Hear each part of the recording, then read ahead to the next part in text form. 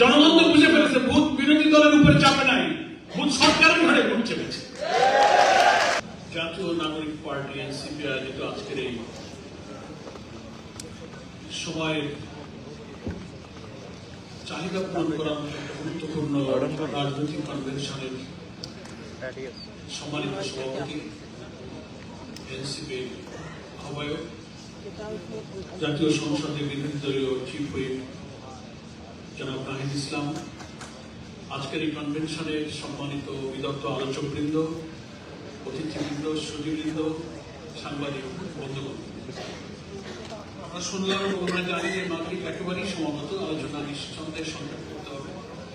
আমি দু একটি কথা এই কনভেনশনের প্রতিপাদ্যের উপরে পেশ করতে চাই। গণতান্ত্রিক রাষ্ট্র কাঠামোটা বিনির্মাণের জন্য আমাদের জুলাই সনদ, আমাদের গণভোট এবং এক্ষেত্রে আমাদের কি করবে, খুবই যথার্থ এবং খুবই প্রয়োজনীয় একটা বিষয় আমাদের আজকের কনভেনশনের বিষয়। কিন্তু আমরা এটা তো জানি গণতান্ত্রিক রাষ্ট্র কাঠামোটা কি, শুধু কি ভোট, শুধু কি ভোটে নির্বাচিত প্রতিনিধিকে নিয়ে আসা না, যেটা আমাদের আজকের আলোচকবৃন্দ উল্লেখ করেছেন। একটা রাষ্ট্রের অভ্যন্তরে সরকারের প্রধান অসীম ক্ষমতার অধিকারী হবে না, রাষ্ট্রপতি প্রধানমন্ত্রীর ক্ষমতার ভারসাম্য, রাষ্ট্রের অভ্যন্তরের দুর্নীতির কোনো সুযোগ থাকবে না, রাষ্ট্রকে আমলাদেরকে ব্যুরোক্রেসিতে, ইভেন সিভিল অ্যাডমিনিস্ট্রেশন, জুডিশিয়ারি প্রত্যেকটি জায়গায় পলিটিসাইজ করা, দলীয়করণ করার কোনো সুযোগ থাকবে। আইনের শাসন, মানবিকতা, মুক্তিযুদ্ধের যে তিনটি মূল লক্ষ্যের কথা বলা হয়েছে, সাম্য, মানবিক মর্যাদা এবং সামাজিক ন্যায় বিচার। যে রাষ্ট্র কাঠামোর মধ্যে জনপ্রতিনিধি দ্বারা এই রাষ্ট্র পরিচালিত হবে সেটাকেই বলা হচ্ছে কিন্তু একটা গণতান্ত্রিক রাষ্ট্র কাঠামো। কিন্তু সেটা পথে আজ প্রধান অন্তরায় হয়ে পড়েছে। সদ্য সমাপ্ত জাতীয় নির্বাচনে নির্বাচিত হয়ে যারা ক্ষমতায় এসে বসেছেন,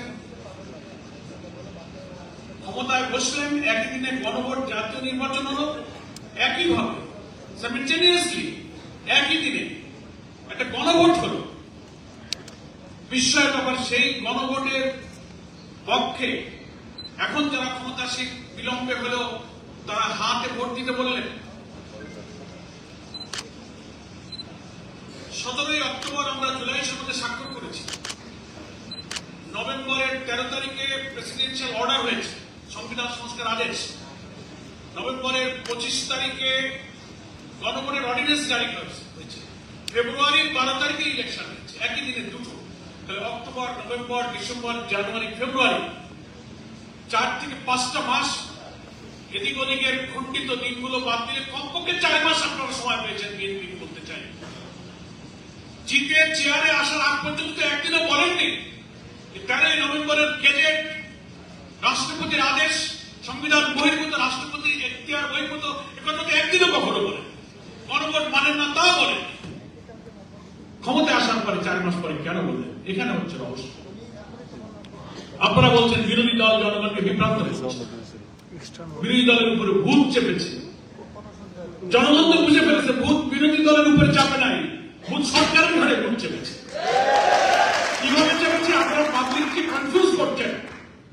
পার্লামেন্টে একেবারে ঐক্যবদ্ধ কমিশনের বই হাতে করে নিয়ে বলে যে আমরা এই জুলাই সনদের সব অক্ষরে অক্ষরে মানব, বলে না?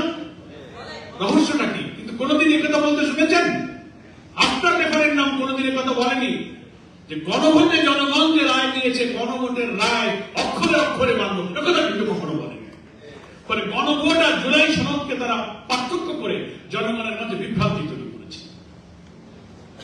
প্রেসিডেন্সিয়াল অর্ডারটাকে ওনারা পার্লামেন্টে মাননীয় স্বরাষ্ট্রমন্ত্রী বলেছেন এটা হচ্ছে জনগণের সাথে অন্তহীন প্রতারণা।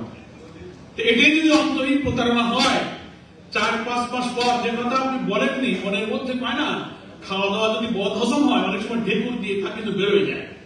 পার্লামেন্টে এসে উনি কি বললেন যেটা আমাদের খেলাফত মন্ত্রী অমিত সাহেব বললেন। এখন আপনি বলছেন, এই যে আমরা বলি যে আপনি হাতে ভোট দিলেন কিন্তু গণভোট মানলেন না।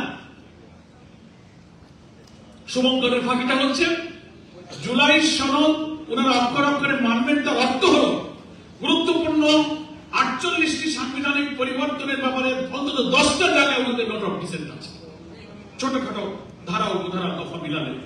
সেই 10টা নোট অফ ডিসেন্ট এত ইম্পর্টেন্ট, যার কিছু অংশ মামুন ভাই বলেছেন প্রধানমন্ত্রী দলীয় প্রধান থাকবেন না, পিআর পদ্ধতিতে উচ্চকক্ষ হবে, তত্ত্বাবধায়ক সরকার পদ্ধতির মধ্যে যতগুলো র্যাঙ্ক এন্ড চয়েসের ব্যাপারে যে সমস্ত সাব ক্লস করেছে তার একটা তো তারা নোট অফ ডিসেন্ট দিয়েছেন। সমস্ত চুক্তি আন্তর্জাতিক আইনগুলো উচ্চকক্ষ নিম্নকক্ষ অনুমোদিত হতে হবে।